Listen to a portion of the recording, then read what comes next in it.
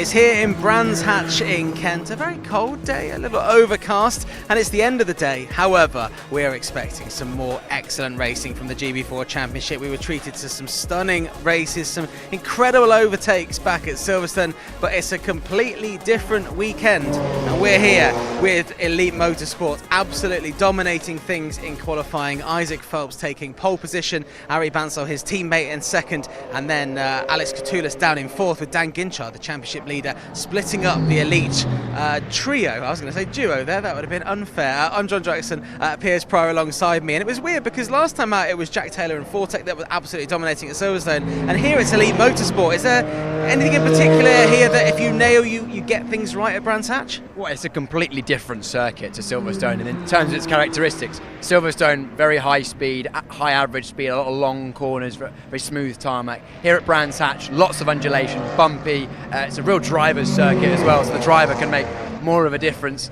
Unfortunately, Jack Taylor, he was fast at Silverstone, couldn't quite find it in qualifying and then carrying over that penalty. He'll have an uphill battle to try and repeat the weekend he had last time. Yeah, so Jack Taylor, who won 2 races last time at Silverstone, will start down in 14th. But as I say, Isaac Phelps, Ari Bansal on the front row of the grid. Isaac with 2 wins this season. Isaac with 3. Isaac with 2 wins. Ari with 3 race wins this season. And you can imagine it's going to be a teammate battle from the start.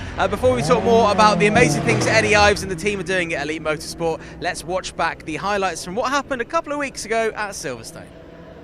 The GB4 Championship, partnered by the BRDC, would head back to the home of British motorsport at Silverstone, with Jack Taylor starting from pole position alongside debutant Arjun Kraling.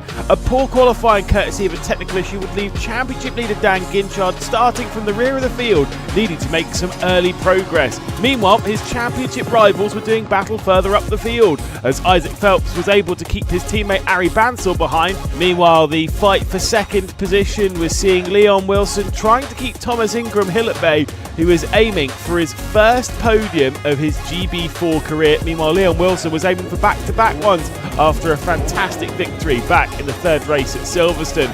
A look to the inside would see Ingram Hill take over second position. Meanwhile, they were joined in the fight by Alexandros Catoulas and of course Arjun Kraling, who did start this race from second position. Thomas Ingram Hill was able to get the up and under as they'd go their way through Luffield. Meanwhile, Dan Ginchard was getting past Enzo Holman to take over 11th position, moving up from 17th and being only a few positions behind his main title rivals Ari Bansal and Isaac Phelps, who were not closing down massively in the championship hunt. Leon Wilson was starting to feel an awful lot of pressure from those behind in the battle for the final step on the podium. Meanwhile, Jack Taylor, who'd had only one top 5 finish back in 2024, was now a race winner in GB4 as he'd crossed the line to take victory and back-to-back podiums after finishing second in the final race at Snetterton. Of course, the next race would see rain hit the circuit in a very chaotic start as they were going around the formation lap on slick tyres. They would have to come into the pit lane to start on wets. 2 drivers, though, would start out on the field.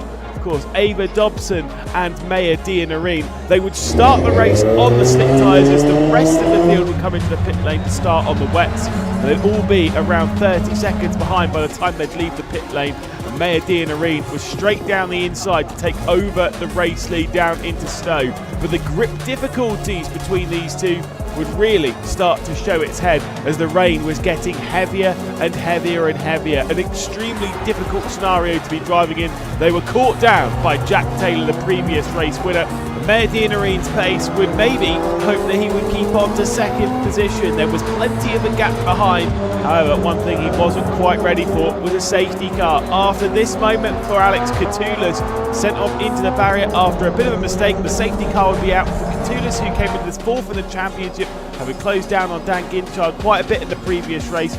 Ava Dobson was also into the pit lane to get off of the slick tyres to go onto the wet. So Catoulas' car was recovered, meaning we'd have 1 lap of racing left to go. Mayor Dianarine was aiming for the podium, but unfortunately that was going to slip through his fingers. He was on slick tyres going up against the wet runners, and Thomas Ingram Hill was aiming for another 1-2 for the Fortec team after the previous race. A fantastic move down the inside would see him take over second position onto the start of the final lap, but it was Junkos behind and Arjun Kraling who were trying to make the moves. A bit of a look down the inside would get Thomas Ingram Hill slightly offline, and with a move to the inside from Junkos and Arjun Kralin coming through as well, on his debut weekend in the championship, Ingram Hill was dropped back to 4th position. Junkos to take over 2nd, and Arjun Kralin to take over 3rd position. But it was another victory from this driver here. 3 consecutive podiums from Jack Taylor to move him up to 6th position of the championship, 3 points behind the top 5, and a fantastic double victory at Silverstone for Jack Taylor, who was looking like a completely different driver than from the previous year. Absolutely fantastic speed in that Ford Tech machine this season. Meanwhile, for those higher up in the championship, Ginchard, the champion leader, finished in 11th position, but Ari Bansal and Isaac Phelps only 8th and 6th respectively. I mean, the champion lead wasn't cut down too much heading into the 3rd race of the weekend, which would see Enzo Hallman starting from the pit lane. Jason Pribble would be starting them from pole position completely alone on the front row, with Stefan Bastantiev making a move down the inside, looking for his first victory in GB4. As to be fair, it was Jason Pribble, and as to be fair, it was plenty of the drivers behind, as they were all working their way through. Ari Bansal was in 2nd position,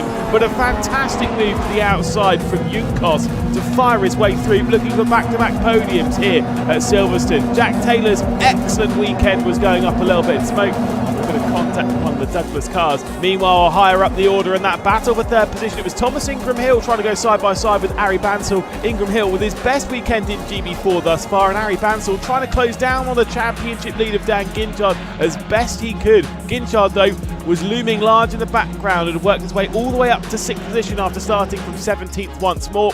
And a red flag late on will call an end to the race, with Jason Pribble's car a technical issue late on, meaning that he would be an unfortunate retirement from the race. For Stefan Bastantiev, though, it was a first ever victory in GB4, joined on the podium by Leandro Junkos and Ari Bansal. And so the championship standings then heading into Brands Hatch. It's Dan Ginchard with a 35-point championship lead over Ari Bansal, showing how impressive the racing was from Ginchard. Then after the technical issues in qualifying, he was able to rise his way through for 11th and 6th position back at Silverstone.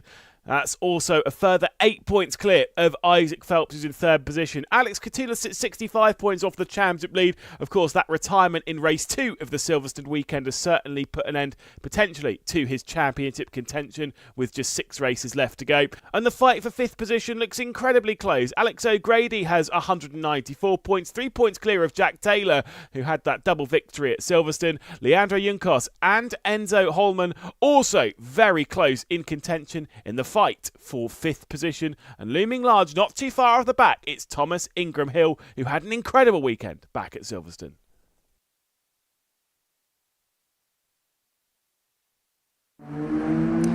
Thank you very much, Lewis McGlade. So, Dan Ginchard, who was the championship leader by 35 points, can in theory, Piers, win the championship this weekend. However, it's one of those situations, isn't it, where everything is going to have to go in his favour. Yeah, he kind of needs to win all the races and everyone else not to finish. But, you know, it's nice to go into a weekend knowing that he could win it around early, even though realistically it's not going to happen.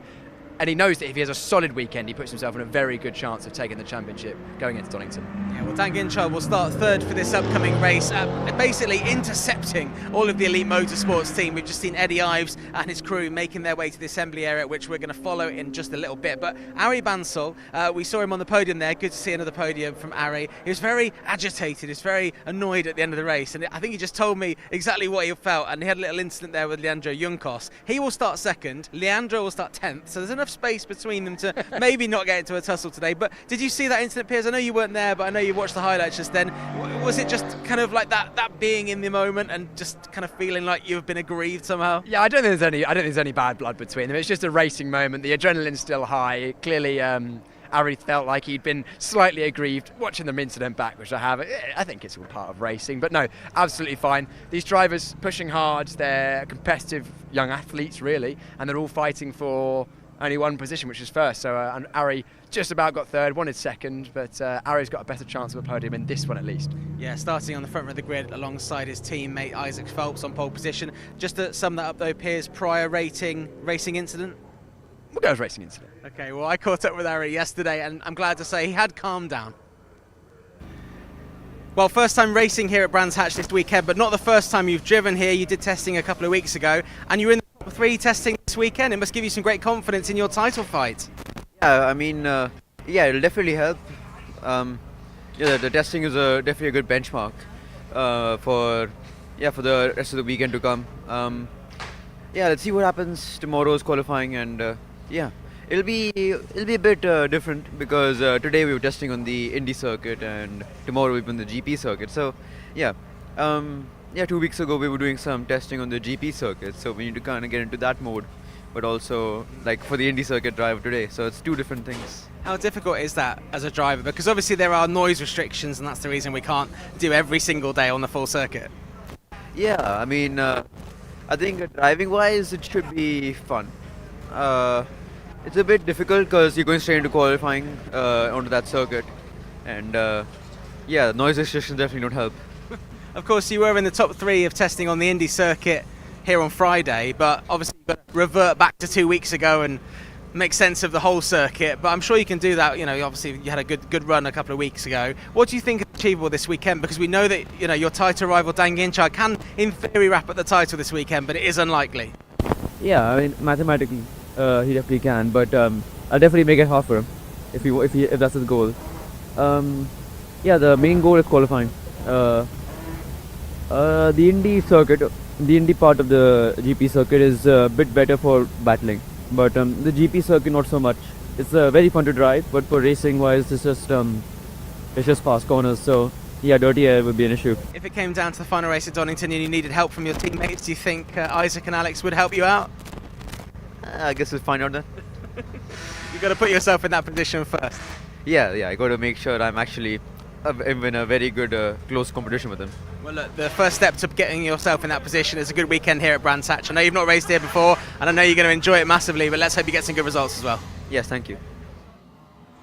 3-time race winner this season, Ari Bansal from Elite Motorsport, starting second on the grid. And Piers, he's one of many drivers across GB4 and GB3 that have told me just how much they love Brands Hatch, and especially the Brands Hatch GP circuit. As a driver, former driver, I don't know how you're classifying yourself these days. Yourself, why did drivers love this track so much? It's a proper driver's circuit, and what do the drivers mean by driver's circuit? It's a circuit where you really feel like you have to hustle the car. You have to push yourself in terms of it's quite scary at the back. Like the barriers are close, it's very high speed, it's bumpy, a lot of blind corners. You really need to trust in your ability and trust in yourself and the car to be able to get the most out of it. And because there's so many undulation changes, narrow circuits, off camber points, bumps, the curbs and the margins are fine, it really is more rewarding than a lot of other circuits that we go to, and for that reason the drivers absolutely love it.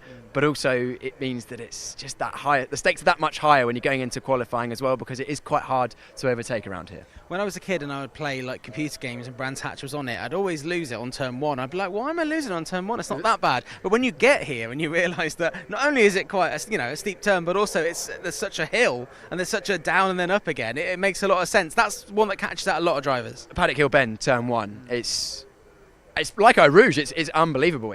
The steepness of the circuit, especially towards the end of the corner. I think it's like 1 in 3, 1 in 4 or something on the inside. But the undulation change starts quite early in the corner, so it's a really tricky corner to get absolutely right, because not only have you got to balance the car, you have to balance the car against the changing camber of the road, and also if you start the corner with understeer, it's going to get worse. You start the corner with oversteer, it gets worse. So yeah, really tricky corner. So what you're saying is it's okay that I crashed on the computer games as a kid?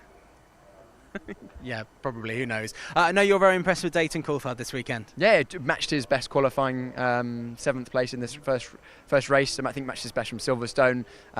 He's getting better and better as the year's going on. His first year in cars. But good to see how he gets on, because as I mentioned just a moment ago, it's a daunting challenge around here, and it's his first experience racing here. And he's going to have GB4 race winner from Alton Park, Alex O'Grady, right behind him, starting 8th. He's with KMR Sports. Maybe not been the season he would have wanted so far, and he's also pretty disappointed with how he's qualified. I caught up with him yesterday to see how he was feeling ahead of the weekend. Well, Alex, that's testing done here at Brands Hatch on the Friday. How are you feeling out there? I know you were 3rd quickest a couple of weeks ago. Today's been a tough day, definitely. We haven't got a new tyre, which most other teams have, so we can't really gauge where we are. But I think throughout the day we've made good progress, and in the end, in that last session we definitely found a bit of time. So I think today hasn't been too bad. Obviously the test we done on the GP circuit was a lot better. We were P3, and that's the track we'll be driving tomorrow. So I think the pace should be there. As long as I put it all together, I think we should be up the front. That must be really reassuring for you to know that on the full circuit you know what you're doing. Yeah, definitely, because we've had an up and down season so far. Obviously in the first 2 rounds we were still developing our car and we were definitely a bit behind, but since Alton it's definitely been a lot better. Yeah, around Brands Hatch we seem to be quite quick, so yeah, hopefully tomorrow in the qualifying session I'll put it all together. Obviously we're jumping straight in with no practice, we have no warm-up or anything, so yeah, whoever can be switched on the most will do the best time. I think they call that sink or swim. Obviously you mentioned Alton there, a win and a second place back at Alton, and things have been a little bit trickier since then. Why do you think that is? I think really Silverstone just doesn't suit us. We definitely struggled a bit for straight line speed, and then we had to take aero off and we just weren't any good, to be honest. Same at the start of the year at Silverstone. But I think Brands Hatch suits us a lot better. Like Alton, Brands, them kind of tracks suit our car. So yeah, I'm looking forward to this round. Obviously we're 2 race weekends away from the end of the season. To stay in the mix, to be kind of on the season podium, you need to score some points this weekend. How confident are you that when we're talking at the end of the weekend you'll have bagged some extra points and made your way up the leaderboard a bit? Yeah, definitely. I mean, at Silverstone we had that basically DNF where I had an issue with my throttle. So we scored no points. We definitely lost out a bit. I reckon I'd be much closer to P4 now. But you know, it's really close between P5 and P10. And I think Catullus is just in front of us in the championship now. So hopefully we can work our way a bit more forward and score some good points this weekend. Well, best of luck. Let's hope you can replicate the magic from testing a couple of weeks ago. Thanks, mate. Alex O'Grady there, driving for the reigning team's champions, KMR Sport. He's starting 8th, and of course drivers kind of trying their best to get their best qualifying, because we are coming towards the end of the season. If you haven't had the season you kind of wanted to have, I feel like, you know, with 6 races to go, you're going to go, right, what's my next target? For someone like Holly Miall, who's starting down in 20th, what do you think her kind of targets would be, given that you've been to sort of every race weekend this season? Yeah, I mean, a lot of the drivers at this stage of the season, you know, if they're not fighting for a championship, they're just thinking about learning as much and building their experience and their skills as much as they can for next year, whatever comes, whether they rejoin the championship, which a lot of the drivers will do. We've seen that happen in the past, and drivers do well with that. Tom Mills, for example, we mentioned KMR Sport, came back, second-year driver, won the championship convincingly. Because a lot of these drivers, it's easy to concentrate on results, but ultimately this is a championship for drivers to learn. A lot of the drivers on this grid, it's their first year of either single-seater slicks and wings racing, like Holly Miall, who's moved up from, I think it's Janetta's, or it's first year of racing all together at cars. So just building the experience, learning how race weekends go, getting closer to the pace, building a racecraft is the focus. And here at Brands Hatch Grand Prix circuit is a great circuit to do that, because it's hard to overtake, it's hard to make those positions, and it's also a hard circuit to master. Yeah, well, there we go. I actually caught up with Holly yesterday, and she'd been keeping the spirits going, and you'll be gutted because you weren't here yesterday, Piers, but Holly had made cakes for everyone. She didn't want to talk about it on camera, though, for some reason. So please be rest assured that when you watch this, we just enjoyed some of the best cupcakes we've ever had here at Brands Hatch. We're here at Brands Hatch. All the drivers seem to love this track. Where does it rank in your top 3? 3rd. Really? It's not my favourite track. Which tracks that we race at beats it? Silverstone and Donington are my favourite. Okay, interesting. Well, we have Donington Park coming up. Obviously, Silverstone's just been and gone, but we have to talk about Brands Hatch here, because, you know, it's been a little while since your best result. That was at Alton Park, 9th place finish. How confident are you after testing this weekend that you can better that? I think I'm still trying to... We've made improvements today. I've made a big step in the last session, so I'm more confident than I was this morning. So it all just depends on qualifying tomorrow. That will kind of set my weekend up.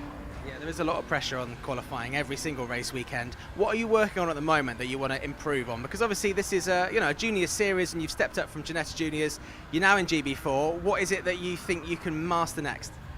I'm still just trying to get used to this as a whole, being in single seaters. I've not done a huge amount of testing, so I'm just kind of taking every weekend as it comes. And this is I guess it's just your nearest major track. You're from Essex. We're over the water here. You got to pay the charge to get over, which I think everyone's aggrieved about. But you must have a lot of family and friends coming down this weekend, being closest to home. Yeah, most of my family's coming. I've got my niece coming to watch me this weekend for the first time, which will be nice. What have you been up to since we last saw you at Silverstone? Mainly just race prep, lots of gym. I was testing here a couple of weeks ago, and other than that, I've had no life, basically. The life of a racing driver, right? So a lot of gym, as you say. How physical is this car compared to what you were driving last year? Because I know you've got a trainer as part of the team. Massively. Yeah. Massively compared to last year. I was kind of shocked at how much more physicality it took than last year. So. And obviously, I mean, what are you hoping to come away from this weekend with? A podium this season? Do you think that's achievable? Not just yet.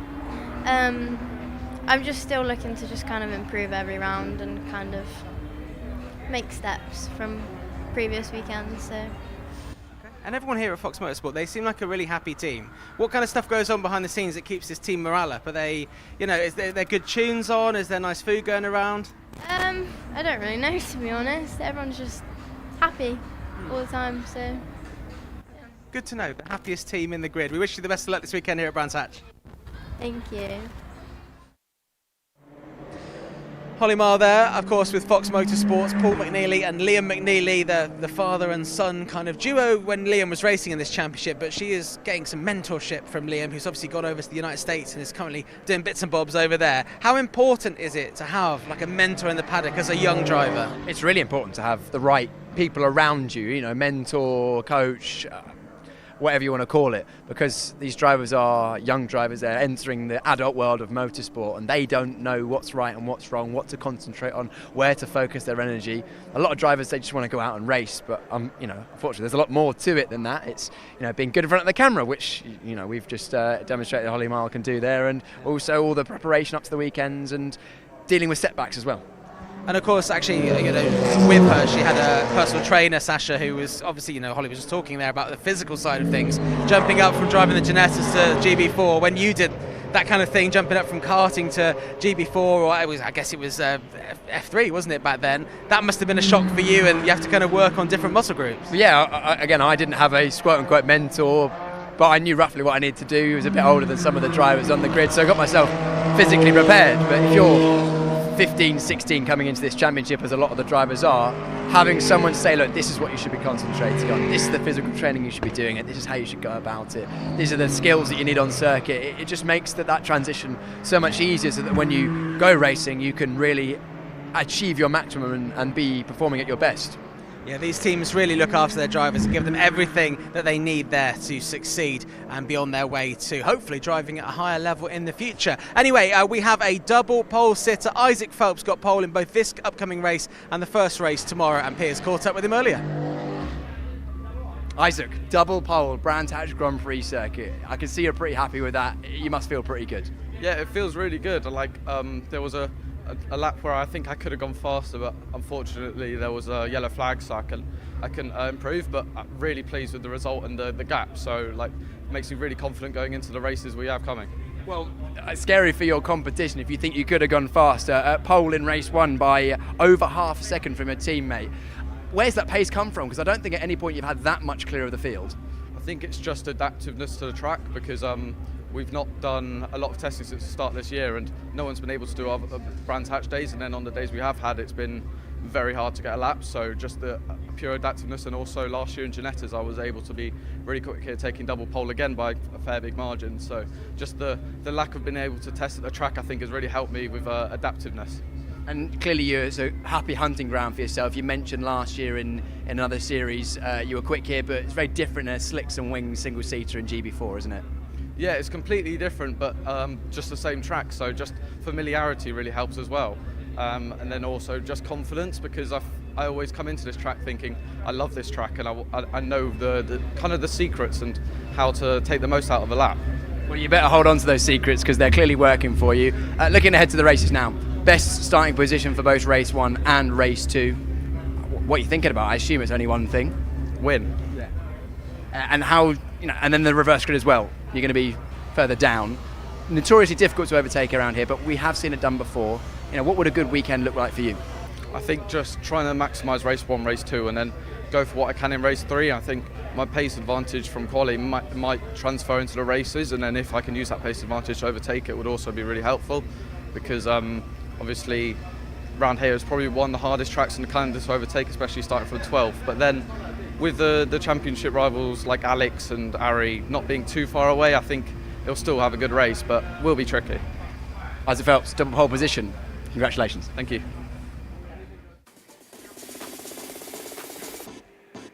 The site of the season finale in 2024 returns to being the penultimate weekend of the season in 2025. It is, of course, a return to the Brands Hatch Grand Prix circuit. Such a tricky and technical test for all of the drivers that run through Paddock Hill, through Druids, Graham Hill, and then through Surtees, where, of course, the normal Indy layout is then they go out onto the Grand Prix loop, Pilgrim's Drop, rising back up to Hawthorns Hill, and then, of course, through Westfield Bend before dropping back down at Dingledale, rising back up through Sheens, and then into the penultimate turn of the circuit into Stirlings, and that run down clearways into the final corner at Clark is an overtaking opportunity if you're brave. You can do around the outside or the inside into that final turn, but it's more about setting up a move potentially down into Paddock Hill or maybe even Druids. It is a tricky circuit and very narrow indeed. That 30 metres of elevation, big drops all over the circuit, and of course that enormous one on the exit of the first of the 11 turns around the Brands Hatch Grand Prix circuit. 2.5 miles all the way around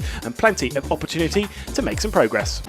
Let's ride on board with Fox Motorsports Holly Mile around the Brands Hatch Grand Prix circuit. Over start finish and over to the left-hand side to open up the world-famous Paddock Hill corner. Steeply downhill just before the apex, the car bottoms out heavily at the bottom of the dip. Uphill steeply now towards Druids, breaking in a diagonal line to the apex. The ideal line is to hug the apex all the way around there. Holly just had a snap which pushed her wide. We go to the right hand side to open up Graham Hill now, a very tricky corner, medium speed, off camber, can easily drag you past track limits on the exit. A short shoot now towards Surtees corner, a very late apex corner that takes you away from the Indy circuit onto the Grand Prix loop.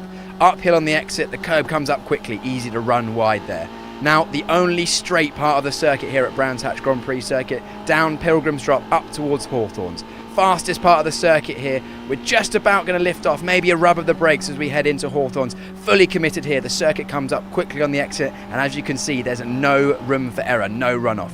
Westfield next, bumpy on the apex, bumpy through the exit. Do not use that curb on the left-hand side, it will pull you off the circuit. Now, the final right-hander in the middle sector, this is Sheen. Right-hander through there, use the curb on the entry and back to the right to open up Stirlings. Banked on the entry, flattens out at the exit, easy to run wide there. A little bit of an oversteer on the exit for Holly, but she keeps it together. One corner to go now, Clearways and Clark. Completely blind on entry, at full power before the exit, run the wall of death around the outside to complete a lap of the Brands Hatch Grand Prix circuit here in the GB4 Championship. Thank you very much, Lewis. We were just watching that conversation a little bit earlier, and then we watched the hot lap from Holly Mile. We just see her car now, the Fox Motorsports car number 48. Some nice, incredibly easy to spot on the broadcast pink tones on that car. Piers, as a commentator, you must love that. Yeah, it makes it easier to distinguish between the cars. Of course, Fox Motorsport have got Caitlin McDaniel as well, but she's got the orange highlights, so it's always useful. It's nice to be able to tell them apart. Let's move our way up then. Flame has actually changed teams this week, hasn't she? For this round with Hill Speed now, Piers. Yeah, we move over from Hill to Hill Speed. Of course, that team doing very well this season. Dan Ginchard leading the championship. Leandro Junkos been very fast as well. So moving over, I don't know. I haven't spoken to exactly why, but it's a good team to work with, and she's doing well so far. I think taking steps forward. Excellent stuff, and obviously Caitlin McDaniel there as well, as you mentioned, with the orange highlights. Let's move our way around. We've got the kind of leaders up here, so let's go up here. You can see here, you can maybe explain what's going on here. All the teams have all the spare parts. You've got the front wings there, they've got all the different tyres, they've got wet tyres there. I doubt we'll need them. It's pretty cold though, isn't it? Yeah, the temperature's certainly dropped this afternoon. It's actually colder now even than it was in qualifying this morning, but yeah, all the spare tyres there just in case the driver gets a puncture. They've got the front wings on the quad bikes because the teams are based down in the lower paddock, whereas if the drivers come in during the race, they need the equipment and the spares in the pit lane, so the quad bikes bring them over so the teams can service the cars should they need them. And how long do you reckon it would take to do a pit stop on a GB4 car?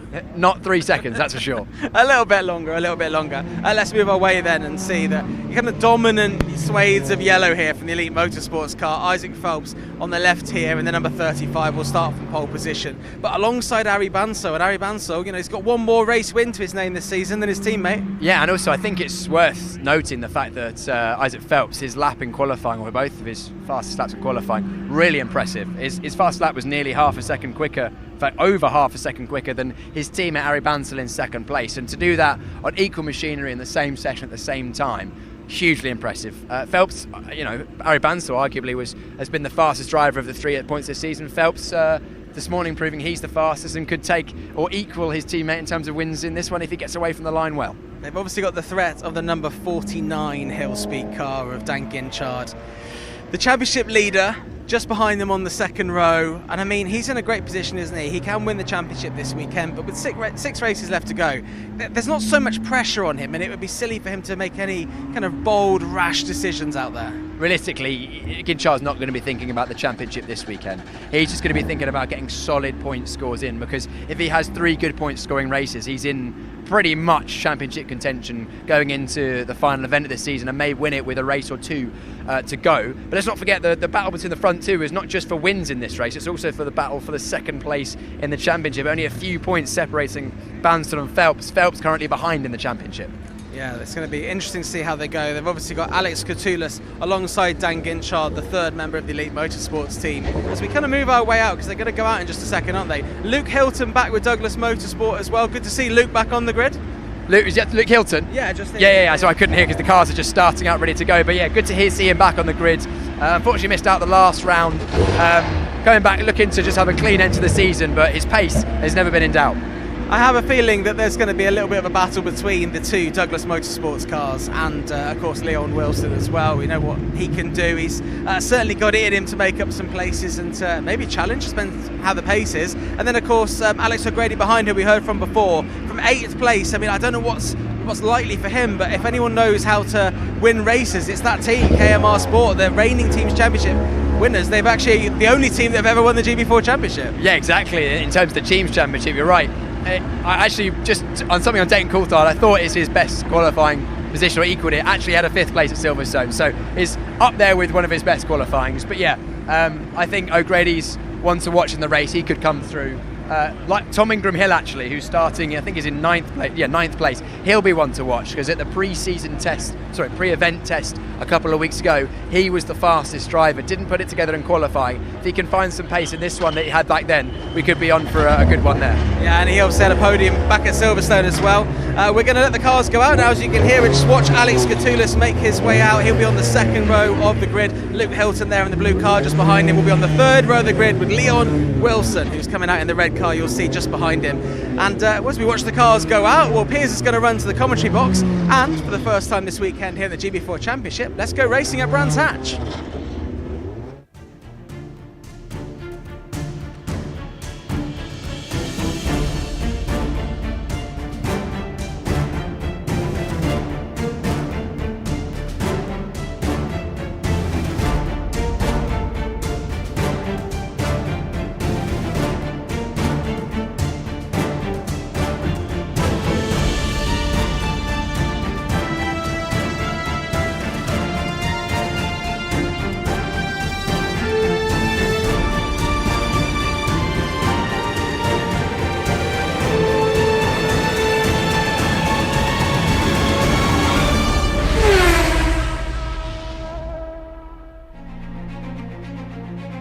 Ready to go racing for the penultimate weekend of the 2025 season as we head to West Kingsdown in Kent and the Brands Hatch Grand Prix circuit.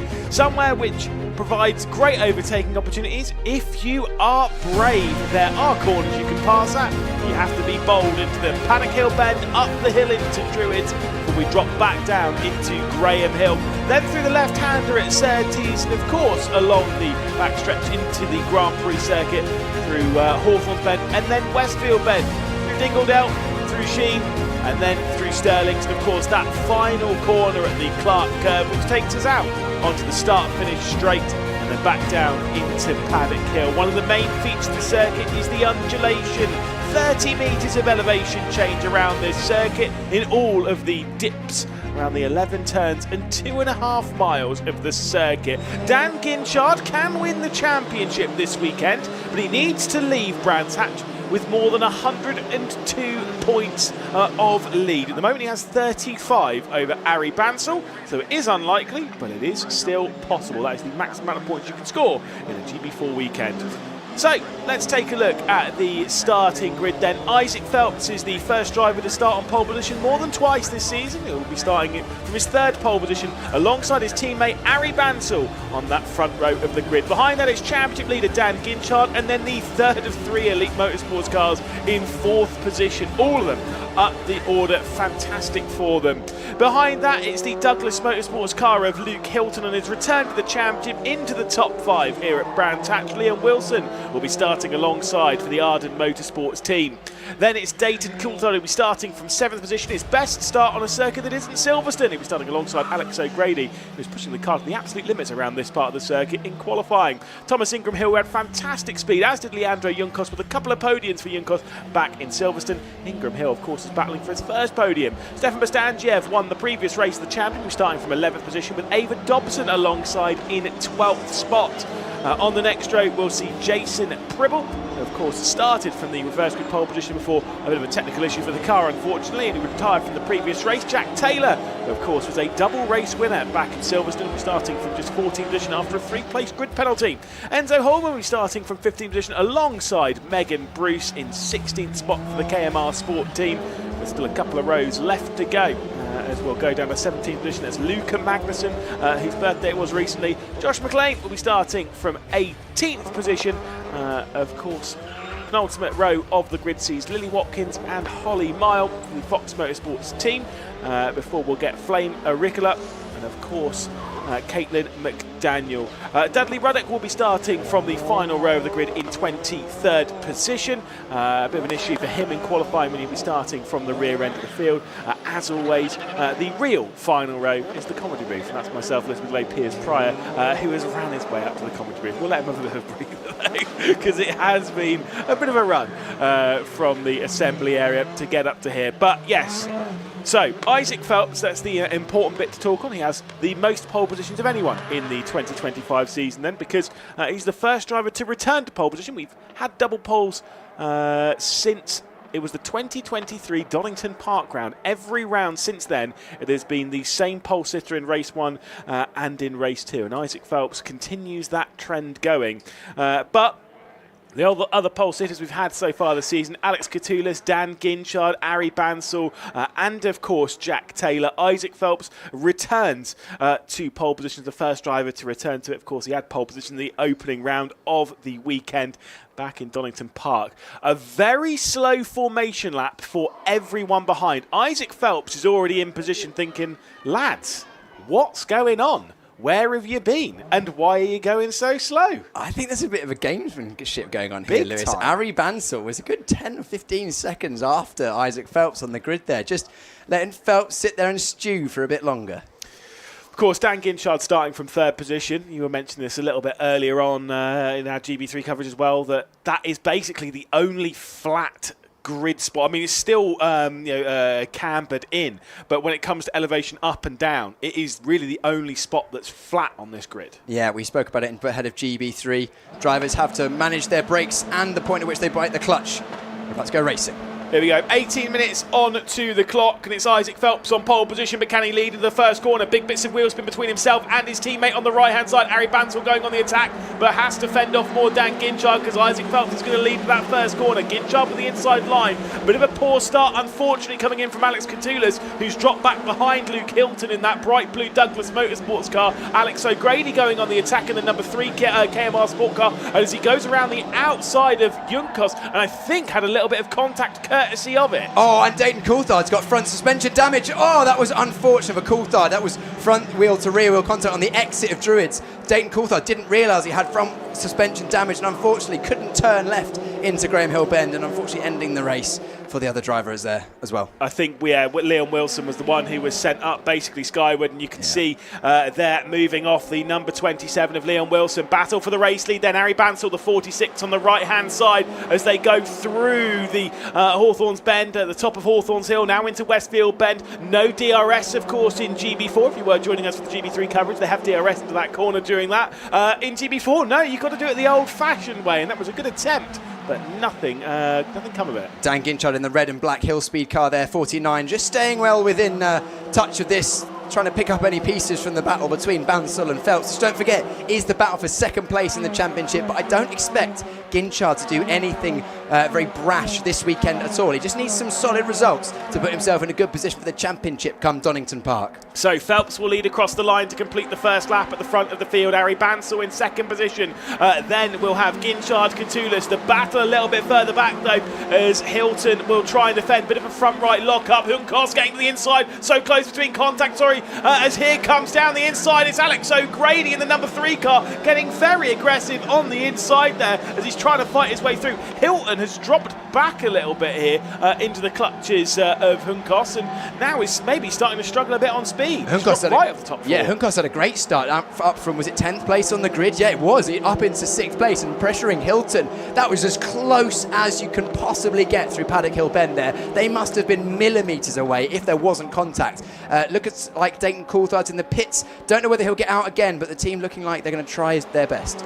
Well, I mean, imagine being Dan Ginchard for a second in this race in that red and black hill speed car as he drives around. His teammate, Hunkos, is working his way through. So the team's champion, they are actually scoring some solid points here. But he's looking around and all he can see is yellow. 2 cars ahead and 1 car behind. The order at the moment very quickly is Phelps, Bansal, Ginchard, Catullus, Hilton the top 5. Then Hunkos, O'Grady, Ingram, Hill, Taylor and Bostanciev the top 10. Yeah, good start from Taylor as well, up from 14th to be right behind his teammate of Ingram Hill in 9th place. So he's got himself inside the top 10. That's needed in his championship challenge as well. So strong at Silverstone a couple of weeks ago, but struggling in qualifying this morning.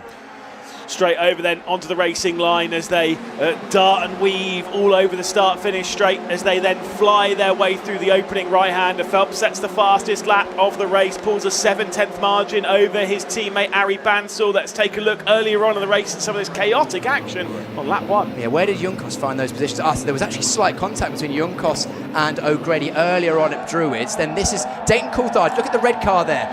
Just the slightest of touches on the rear wheel of Leon Wilson. Not much Wilson can do there, unfortunately. Wilson did actually give Coulthard space at the apex, but nothing Coulthard could have done really there. That's just, in my eyes, a bit of a racing incident. 2 into 1 doesn't go. As now Taylor in the 50 on the right-hand side is shot, trying to overtake his teammate of Ingram Hill around the outside. He's going to have an overlap. Yeah, he's going to be passed even by the time they get into the not braking zone. Is it a few brake going into West Midlands, or is it just a bit of a lift? Do you know what? Actually, and the current guys have formed a GB4 car. I think it very much depends on your confidence and aerodynamic setup, as Leon Wilson looks like he's going out to just do a shakedown to make sure that car's okay for the races tomorrow. But Hawthorne's massively committed corner. When I raced in GB3 or BRDC British F3 as it was in 2020, just a lift, a half lift, slightly less downforce in these GB4 cars. I imagine the fastest drivers won't be braking. Yeah, indeed. Maybe just a slight lift and just get the nose in. If you're directly behind someone, a bit of dirty air, maybe then you want to dab the brakes just to get that weight back on the front.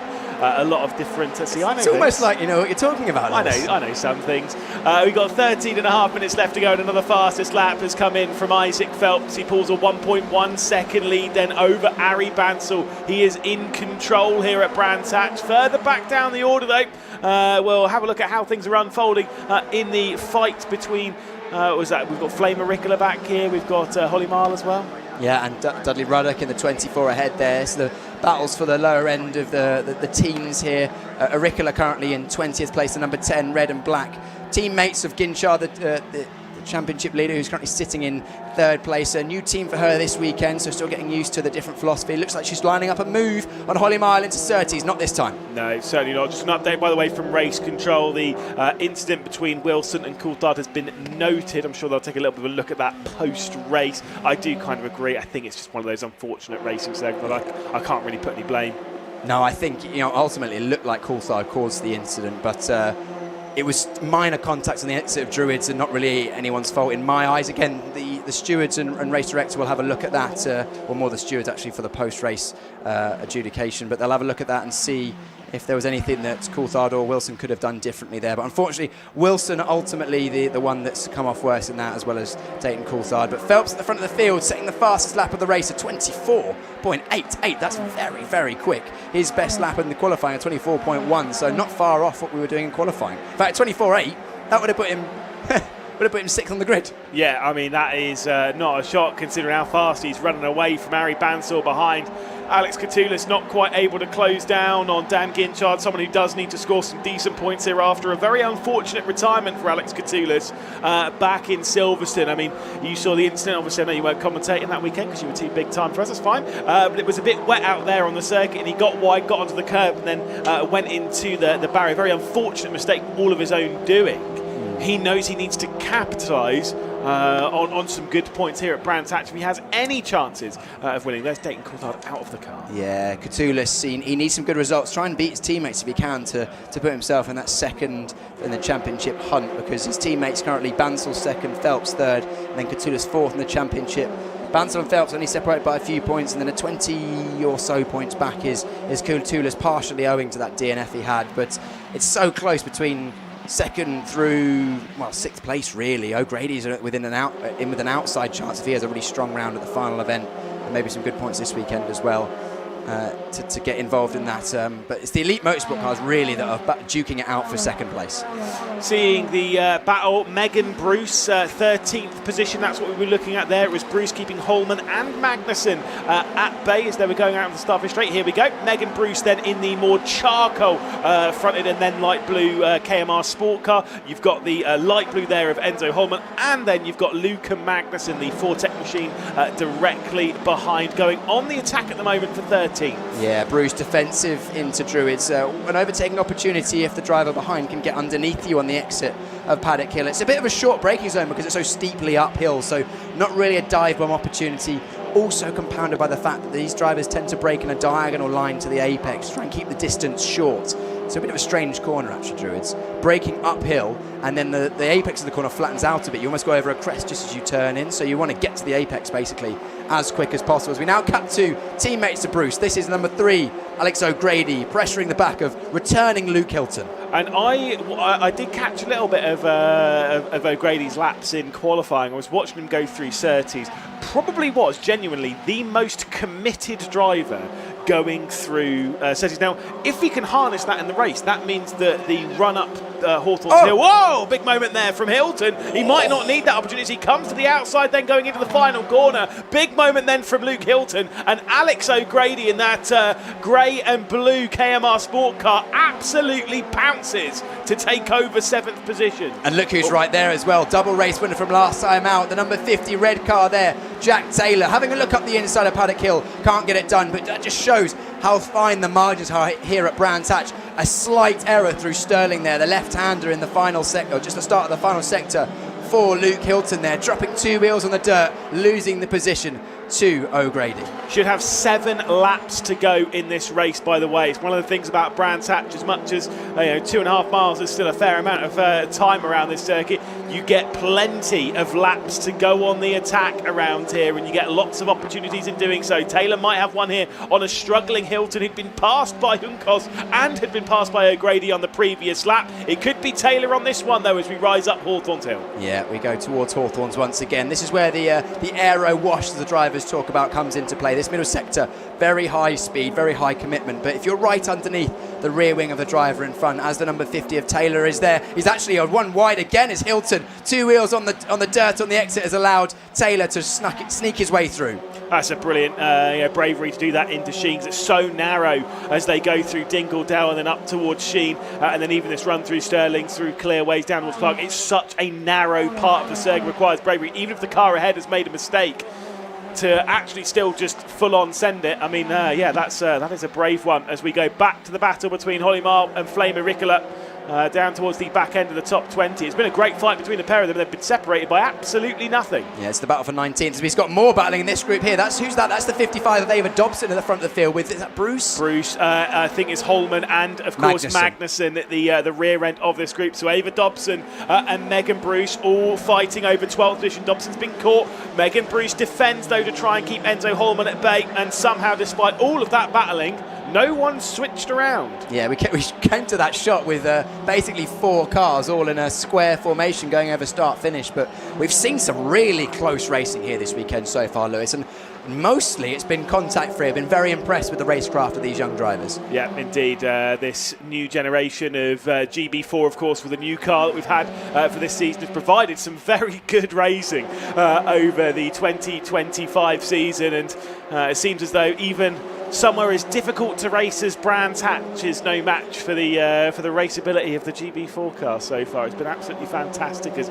Megan Bruce once again keeping close. Ava Dobson out wide, but with Megan Bruce maybe trying to back off from Dobson, it's opened up the door for Holman to come through. He leaves it alongside, off the road potentially goes Megan Bruce, but fantastic racing once more. Magnussen's going to throw himself into the mix. Oh, Holman got the exit through Westfield, tucked his front wheels up the inside of Bruce, but Bruce hung it around the outside. You saw the dust being kicked up offline. Bruce did well to keep it on the road, let alone keep the position there, but Holman did the right thing, backing out there. Everyone lives to fight another day. Another great example of close, fair, hard racing in GB4. I thought Megan Bruce was potentially going to be off the road, like we saw with Jack Sherwood in the GB3 Championship race earlier on in the day, but Megan Bruce was able to keep it on the road and was able to keep Holman at bay, and again, superbly impressive, the amount of commitment that's required around the back end of the circuit there to dip two wheels potentially into the grass and still make it for the next corner and keep the car behind. Very impressive. I know we've still got this battle going on, but I want to draw just a small amount of attention to Isaac Phelps at the front of the field. His last lap at 24.6, the lap before 24.5. Those times, that 24.5, the lap before, would have put him second on the grid. So he's still motoring away as another mistake from Bruce is going to allow Holman to try around the outside. Potentially even Magnussen as well, if she's not careful. If she can't get back onto the racing line, Megan Bruce leaves it down the inside, and so Holman will work way around the outside. So Holman will take over 13th position. Bruce goes on the defence from Magnussen in the 23 black, white and red Fortec machine, taking a little bit too much curb there on the inside of Bruce, but it's fine. Hilton is off the road. Luke Hilton from 8th position is off the road into the gravel track with 5 minutes left to go. If that car cannot move, we will need a safety car. That is Sheen, isn't it? The final right-hander in the middle sector. We saw Jack Sherwood go off there in GB3. He carried on. We saw Megan Bruce nearly go off there one lap ago, but clearly Luke Hilton, just a small mistake, and there's absolutely no curb on the exit there. There's no runoff. As soon as you put a wheel off the racing line, it's a one-way ticket to the gravel, and unfortunately the gravel has taken Luke Hilton out of this race. He's physically okay, but you can see in the body language, dejected. 8th place would have been a good return to the championship for Luke, but he'll have to try and go again for that tomorrow. He was struggling a little bit during the last few laps. We did see a few pace issues and potentially even some tyre troubles coming in from Hilton. That was what was allowing the rest of them to close up to the rear end. This is our race leader as the safety car has been deployed around Brands Hatch. Isaac Phelps, the 35, with 4 minutes left to go. I don't necessarily see this one returning to racing action. There's a slim chance if they remove that car quickly like we saw the Marshals do in the GB3 race, but with 3 minutes 50 it's going to be touch and go whether we get another racing lap, but it's unlikely at this stage. We'll of course stick around and find out if we have a one-lap shootout at the end. Yeah, indeed. You can see they're already getting things ready in the back, but they have to wait until the cars are collected by the safety car. The Zoom Boom will jump its way out onto the circuit to rescue Hilton's car. There is the safety car as they come out through Graham Hill. So for Phelps, though, he is in the lead of the race, so and it will be 4 points, so 35 for him. Let's see what happened with Megan Bruce. Do you know what? Bruce did well to keep her foot in there and nearly held on the position, onto the position sort of alongside Holman. Holman just got a good exit, made the most. Here we go, Hilton replay, Lewis. Just got a bit of oversteer through the middle of the corner, lost it quite early. Easy to do in Sheen Curve. It's a blind entry. You have to hit the curb. You have to carry a lot of speed through there. It's a lot of dirt on the road as well. Sometimes as drivers take a lot of curb, and then backwards through the gravel goes Luke Hilton, and that sees him exit this race in dramatic fashion, but looks like no real lasting damage. Might be a bit of gravel rash on the side of the floor there, but other than that, his car should be good to go once again tomorrow. He'll regroup. We know the speed he has. Just needs to just piece the weekends together. Unfortunately, didn't join us last time out. Been in the stewards room, I think, one too many times this year, but come back rejuvenated, revigorated. He's got a different, new level of focus. He knows what he needs to concentrate on. Pace has never been an issue for Luke Hilton, but I'm sure he'll find that whole weekend that he needs to sort of, kickstart the second half of his year and then look forward to a good year next year, because he's a very fast driver. Yeah, certainly so. And I will say this is my experience around here on the sim has always been, if you're not fully committed around here, this circuit will bite, especially around that back end of the circuit, because if you're lifting off maybe slightly too much, you're putting weight in the wrong place of the car, and that's what can cause those big oversteer moments. So you have to be fully committed, because if not, this circuit really does eat you alive. And do you know what? I think you're completely right, because I've had exactly the same experience when I've raced here in what was BRDC British F3, is now GB3 in 2020. What you said there, Lewis, is absolutely spot on, and that's potentially why we see potentially bigger gaps at the front of the field for the front 2 or 3 drivers than maybe we see at other circuits, because to push to absolutely 10 tenths, you really need to be at one with the machine and completely confident. I mean, Isaac Phelps, half a second clear of Ari Bansal and Dan Ginchard, who were separated by only a couple of hundredths, and we saw a similar situation in qualifying in GB3. The front drivers are just that step further ahead, and it's just that sort of level of cohesion and trust you have with the car. And if you really do have that and you can push completely with complete confidence for that middle sector especially, that's where the lap time comes. It's almost a step change from just pushing at another circuit.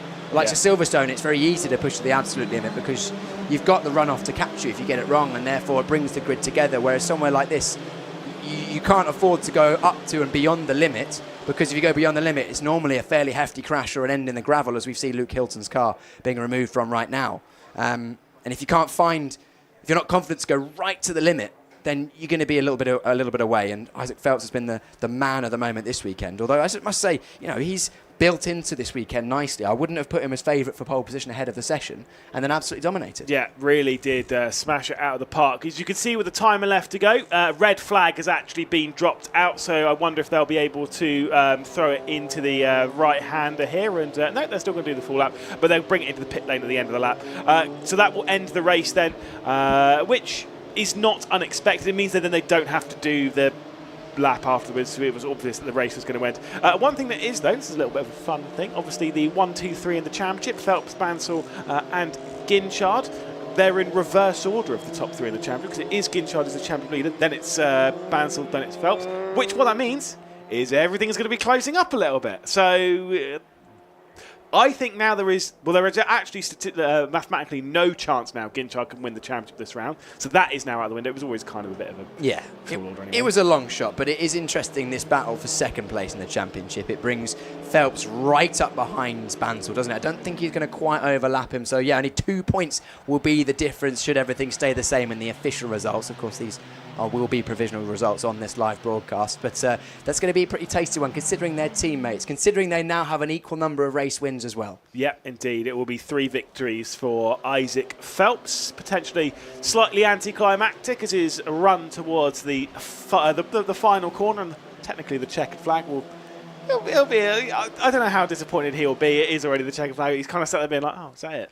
Well, do you know what? As a driver, a lot of these drivers, they concentrate more on performance than results. Of course, the results are nice, and that's where you get the plaudits and the championships. But when you're fighting for the front of the championship, if you perform at your absolute best, normally it results in a race win. And Isaac Phelps did absolutely everything right in this one. Pole position by a margin, controlled the race start, soaked up a bit of pressure on the first lap from his teammate and then drove away. And ultimately, I don't think that extra lap under green flag conditions would have made a huge amount of difference, because Isaac Phelps was the man today. Yeah, certainly so. And for the second time this season, we'll see the top 3 onto the podium. Of course, we did see them all on the podium together back in Snetterton in race 1, where Ari Bansal was the one that was victorious.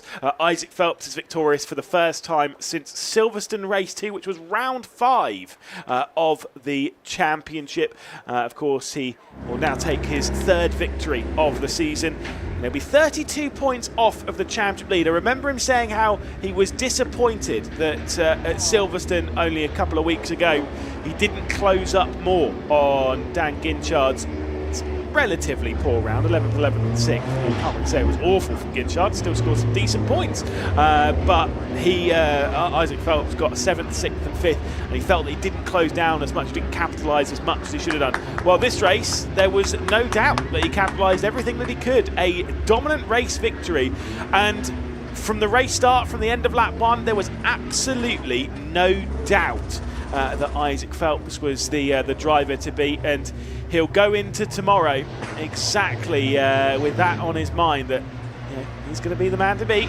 He's going to be starting from pole position once again, and then it'll be from 12th position on a circuit, which you can pass that, but I don't think the idea of getting a full race, a full house, and getting all 3 race victories of a given round is particularly up for grabs. But maybe he's going to need something like that to try and close down with 32 points that he needs to grab Dan Ginchard's championship lead. 317 points for Ginchard. He'll have a 30-point lead over Ari Bansal, and then 2 further points back is Isaac Phelps. The top 3 all under a race victory. There is Ginchard, yet another podium for him. His 5th one of this correction. It's his 6th one of the season. So he's had a few this season, but of course Isaac Phelps, 3 victories, 5 podiums. For Ari Bansal, though, it's another podium. The thing that's been keeping Bansal right up there in the championship is the 7 podiums that he has had. He's been so consistent, more podiums than anyone else on the field. Of course, we'll be catching up with the top 3.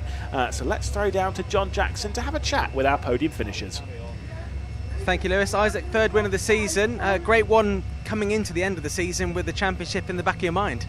Yeah, it's been a tough fight throughout the whole of the season because only been able to like match each other every round, other than autumn where we had some bad luck. So it's been a bit frustrating to like every round. I mean, the first 2 rounds we were matched each other like by 2 points, and then from the rest of the season, other than autumn, we've been matched each other every round by 2 points or something. So it's been a tough season. So it's nice to get a +10 on him. Yeah, absolutely. I was going to say this was all set up, of course, by your excellent qualifying performance, but some of the laps you were putting in there were not far off qualifying pace, so you really found the car and managed to get it in a good place in that race. Yeah, I was able to find a good consistency and then just kind of think about the tyre more and just try to work on being smooth and not being too jagged or anything through all the bumps in the back section. What goes through your head when you pulled out a bit of a gap and there's a safety car? Because on one hand the race could be nullified in theory, like it was in the end, but also if it does get back going, you've got the pack bunched up again. Yeah, it's a tough one because I think seeing the time on the clock, I was thinking okay, I think I'll be all right with the where the car is. So that was a nice saving race, but I think the safety car, if it was mid-race or something, that would be quite concerning, having to redo all my work at the start. Yeah, well-timed safety car. Congratulations on your 3rd win of the season. Thank you. There we go, Isaac Phelps with Elite Motorsport.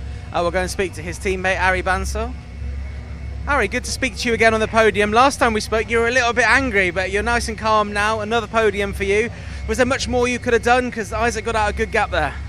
Yeah, I mean, he was quite strong in qualifying, so yeah, I think just still got to chip away for sure at the gap that he was building, for sure. Yeah, we look at data and stuff and see what I can improve. Obviously, he's shown great pace all weekend. When it's your teammate, I guess it's maybe a little bit, you can get on board with it a bit more because obviously the team has the data and everything like that. And I mean, it must be a bit annoying though for you at the same time to think we're in the same car.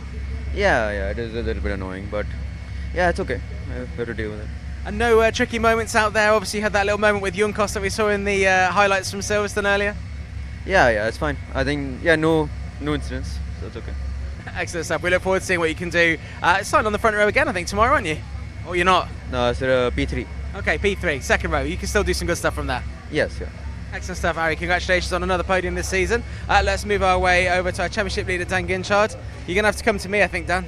I don't want to trip over your car. Another podium for you, more points on the way to hopefully winning the championship. Yeah, it was just good to get some points in, a nice clean qualifying. If it were maybe a level playing field, we could get challenging for the win, but unfortunately it's not at this point in the season, which is a bit of a shame because it's such a great championship that unfortunately the cars aren't all the same. But I'll leave that up to the scrutineers to decide. But really happy, still a good podium, good points. Hopefully we can still close out the championship. Can I ask you what you're hoping the scrutineers might find? I really don't know, but it's difficult when you're pushing hard, using all the track, and then other teams put their foot down the straight, and you can visually see them pull away. So it's a bit frustrating. So I know I'm doing the best job I can. The team are doing a great job extracting everything they can. So we'll just wait and see. But it's one of them. I'm doing my best. If I can still beat them like that, then it's even sweeter for me. Well, look, still in the championship lead, another podium, not much to be too angry about. No, definitely not. I'm still really pleased, and like I said, the team have done a great job to give me a car to still finish on the podium, and overall still really happy. Excellent stuff. Congratulations on the podium. Thank you very much. There we go, Dan Ginchard with Hillspeed. Some big words there. Be interesting to see what is looked into, or if that's just a little bit of driver frustration. But anyway, frustration is always high here in the assembly in the Parc Ferme area, and we'll head to watch them take their trophies on the podium with Lewis McGlade. Cheers, Jonathan. Yes, we will await for them to head onto the podium. Yes, indeed, some spicy words there to be shared from Dan Ginchard, our championship leader. With 5 races left to go, he has the championship lead of 30 points. We'll update you with the full top 10 after we've done the highlights, but Ginchard is in a comfortable position, but with still 5 races left to go and a whole load of points up for offer, it certainly is not done yet. He needs to come through on top here at Brands Hatch to give himself the best opportunity heading into Donington Park. And obviously such a long wait between the end of Brands Hatch and the start of the Donington Park weekend, more than a month between, but that's sometimes just how it goes. Ginchard though with another podium to add to his name. And again, a very solid drive in doing so. He will be starting from the front row in the race later on in the weekend, in tomorrow morning's race. So maybe the chance of him stealing a race victory if he gets that start right. That's the problem with the circuit though. Sometimes just getting that start right can be so troublesome indeed. It was quite a bit of wheel spin from both our front row starters in Ari Bansal and Isaac Phelps, but they were still able to hang on to the race lead going through the opening corner at Paddock Hill. So the drivers have basically worked their way all the way up to the podium. It's a bit of a trek from where they are down in the Parc Fermé area, and so Dan Ginchard will be the first to come out, 317 points to his name, and it will be a 6th podium finish of 2025. We see him back out onto the podium. We didn't see him on the podium back in Silverstone, mostly courtesy of the qualifying issues. Now though, we see him back onto it. Ari Bansal is back-to-back podiums for him after getting 3rd position in the final race at Silverstone. And for Isaac Phelps, it's the first time we've seen him on the podium since race number 1 at Snetterton, where he finished in 2nd spot. All the races between those, though, the 5 races between, he has been able to finish in the top 10, so still scoring some very good points. The media officer of the MSV, of course, there is Richard Randall to hand out the trophies to our top 3, first to Ginchard, then to Bansal, and then, of course, to Isaac Phelps. Wonder what's going through Ginchard's mind after those words in that interview about the 2 drivers that stood there on the podium with him and what could potentially be achieved tomorrow. He's definitely a driver that can steal away a race victory. He has won twice this season, once at Silverstone in race 3, which was the first time he went to Silverstone, and then of course at the 2nd race at Alton Park, which was chaotic in its own right. But maybe here at Brands Hatch, a sneaky race victory will go his way. We'll have to wait and see. Well, we'll go to highlights for the race and see exactly how everything unfolded. Highlights for round 16 of the GB4 Championship, partnered by the BRDC, and there was a long wait for Isaac Phelps on the grid before his teammates got into position. Great start from Leon Wilson behind on the 3rd row of the grid, but also a solid start from our front row that would see Isaac Phelps lead into the 1st corner from his teammate Ari Bansal and, of course, from Dan Ginchard. There was contact going into the 2nd corner between Junkos and O'Grady, and there was even more coming out of it between Dayton Coulthard and Leon Wilson that would send Wilson up and into the sky, and unfortunately back into the pit lane and basically out of the race. Very close contact for the pair of them as Junkos would come through, almost clipping the rear end of Hilton and O'Grady as well. Some tight fight happening further down the order as Hilton would then make a mistake, allowing Junkos to come through. And it wasn't too long before we've got O'Grady to come through as well. This mistake coming in from Hilton would allow O'Grady to come through and working their way up inside the top 10. After a poor qualifying and a 3-place grid penalty, our previous 2-time race winner, of course, Jack Taylor, was also working his way through the order, and then outside the top 10 we had this fantastic fight as Megan Bruce, unfortunately a bit of a mistake there, and Holman would come through. And then late in the race there was this moment from Hilton, of course, who would then cause a safety car, which would then be the red flag that would end the race. Isaac Phelps, Ari Bansal and Dan Ginchard would end up being our podium finishers after a shortened race. So, as much as the red flag might have ended it slightly early, or whopping 20 seconds before the checker flag was originally going to be shown, it still will be full points in the provisional results. Isaac Phelps victorious, Ari Bansal in second, Ginchard in third, the top three in the championship, running first, second and third, but in reverse order. Alex Katoulis in fourth position for Elite Motorsports, and then Leandro Juncos in fifth position. Alex O'Grady would be in sixth, with Jack Taylor rising up to 7th spot. Superb drive from the Fortec man. Thomas Ingram Hill in 8th, with Bostangiev and Pribble rounding out the top 10. Those that finished behind, it will be Ava Dobson leading across the line, Enzo Holman, Megan Bruce in that fantastic battle with Holman and Magnussen finishing in 13th position, Magnussen in 14th, and then McLean in 15th position. Dudley Ruddock up to 16th position from the rear of the grid with Lily Watkins and of course Holly Miall. Flamer Ricola in 17th position, 19th position rather, and of course Caitlin McDaniel in 20th. Hilton would retire the race late on, and then of course that first lap contact would see Wilson and Coulthard, both of them being retired from the race, unfortunately for the Arden and Douglas teams respectively. Let's talk about the championship though, and let's talk about Dan Ginchard's lead. 317 points he will have. It's a 30-point lead over Ari Bansal, and then 2 further points back to Isaac Phelps. Unfortunately, then, it does seem as though it might be slightly too large of a margin back to Alex Katoulis unless he starts scoring some very solid points very soon. He needs to take a whole host of victories on 249 points, 68 off of the race lead. But look at how close the fight is behind that. 211 points for Alex O'Grady, just ahead of Leandro Juncos, who closes up that gap to just 2 points now. Jack Taylor as well in 7th. And to be fair, Enzo Holman and Thomas Ingram Hill not too far behind in the fight for the top 5. Liam Wilson inside the top 10, but I'm still unfortunately scoring no points from that race. Let's head down though into the paddock with Jonas and Piers. Very much, Lewis. Yeah, we've had big celebrations actually. The Team Ginchard have got printed t-shirts, and Dan Ginchard's mum has a knitted rose. I don't know why, maybe we'll ask her tomorrow, Piers, but another interesting race, some big moments in that race, and it kind of started off with that moment with Leon Wilson at the start. Yeah, that was really unfortunate between Coulthard and Wilson. I think it's one of those things, cars came together, damage to Coulthard's car that he didn't realise he had, and then clattered into Wilson. So unfortunate for Wilson, because he's been looking forward to a good result after a bit of a tricky patch. It's been quick in qualifying, quick in practice, and it'll be good tomorrow, I think. Yeah, unlucky that the race finished under a safety car, but I think we'd rather that drivers were racing each other and pushing it as far as they could. Absolutely, of course. We want to see close wheel-to-wheel action. That was basically the only piece of real contact that we saw for a while, or for the whole race. We actually saw a lot of close racing up and down the field for the podium places, and also all the way down to like 19th, 20th. So really good race. And good to see Isaac Phelps, of course, getting on pole position, maintaining that pace. They pulled out like a 5.5 second gap at the start there, and obviously when you get a safety car, and he just said to me there, he was glad that it was later in the race and not halfway through the race, because he'd had to worry about what would happen if there was a restart. But there wasn't. 3 wins this season for Isaac Phelps. Great for him in the championship. I imagine that takes him up to second place in the championship. Not quite. Well, there we go. He's closing in on Ari Bansal, of course, coming second, so getting some good points himself. We have 2 more races coming up in the GB4 Championship. 2 more in the GB3 Championship as well. So basically be ready at 10 a.m. I'd say, because we've got races coming out of our ears. Round 17, round 18, 10:25. There we go. 5:25 as well. Thank you very much to Piers. Thank you very much to everyone behind the scenes.